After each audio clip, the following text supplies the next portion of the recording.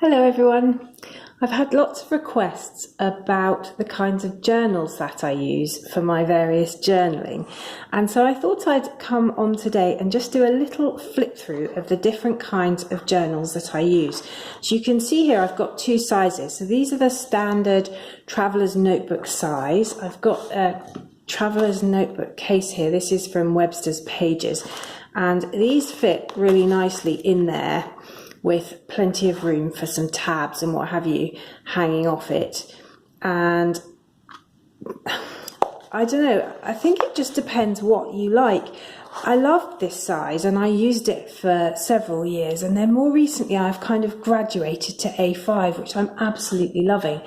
I find it difficult to get nice A5 Traveller's Notebook style covers, so I actually make them, and I run workshops for making them if you want to have a shot. So this is one that I made, and you can put all sorts of pockets and things inside it. And yeah, this will take 4 journals. It's got 4 elastics, and these A5 ones, which are much easier to get in the UK, just fit very nicely in there. So I've got a number of different kinds of journal here. This is a craft cover A5 cartridge paper, and it's really thick paper. It's like the sort of paper you get in a sketchbook. It's hand stitched. I always use stitched journals, never stapled, and the reason for that is if you're filling them up with stuff, stapled journals burst after a while. Here's one that's completely full. This is just great. The stitching holds it really nicely, whereas if it was stapled, they would have just burst and the whole thing would have fallen apart by now. This one here with the cartridge paper, I'm using at the minute for my gratitude journal for Thanks September, and I've done a lot of painting in here, so you can see there's really thick paint on that page. That's acrylic and glitter paint. No bleed through at all, and actually not even a shadow there. Later on I've used quite a lot of watercolour. So here I really soaked the paper in order to do that wash. It was absolutely sopping wet, not a wrinkle in sight, and no bleeding or shadowing on the other side. So I love these pages. However, they're thick, and so you don't get as many pages in a journal. This, on the other hand, is much thinner paper, so you get a lot of pages in here. This is another A5 journal. You do get shadowing, so here I've painted very heavily on this page, and there is some shadowing there, but I honestly don't mind that. This is going to, in due course, be my kind of title page, and I'll stick things over it. You can see where I've glued that photograph. It's gone quite wrinkly, but again, I don't mind that. I actually really like the kind of crinkly feel of the paper. I like the texture once I've painted on it. So this is some watercolour that I did for some Bible journaling. This is really heavy layers of acrylic on this page here, again doing some Bible journaling, and there's a tiny bit of shadowing there, no bleed through at all. So I'm really impressed with this paper. It does go crinkly if you wet it too much, but as I say, I like that, and you get lots and lots of sheets in one book, so this will last me for ages, and that's an advantage.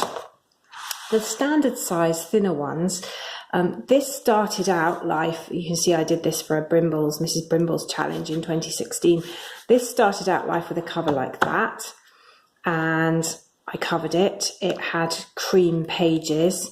It's taken the different kinds of media well, so you can see here I did some watercolour. It's taken that very nicely. Lots of sticking. There's thick layers of sticking on every single page, and it's taken it well. Thick acrylic there, and it's taken it nicely. You can't really see, but there was no bleed through. I just happened to stick things on the back.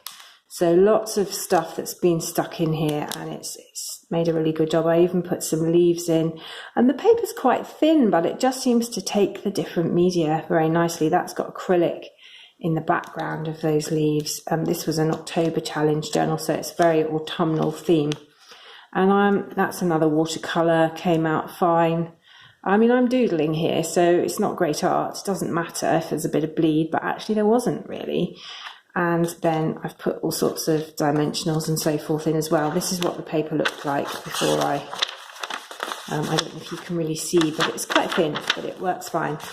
This craft version has got craft paper. It's thicker than that, definitely. It's very smooth. I haven't painted in here because I'm going to sell this one.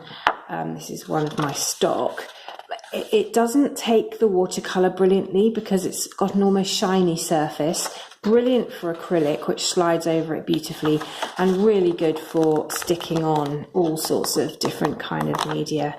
So that's that one. And again, that's kind of halfway in page thickness between these and these ones with the cartridge paper. So you get a sort of middling number of pages in here, but that's good enough for me. I think that will last me a while.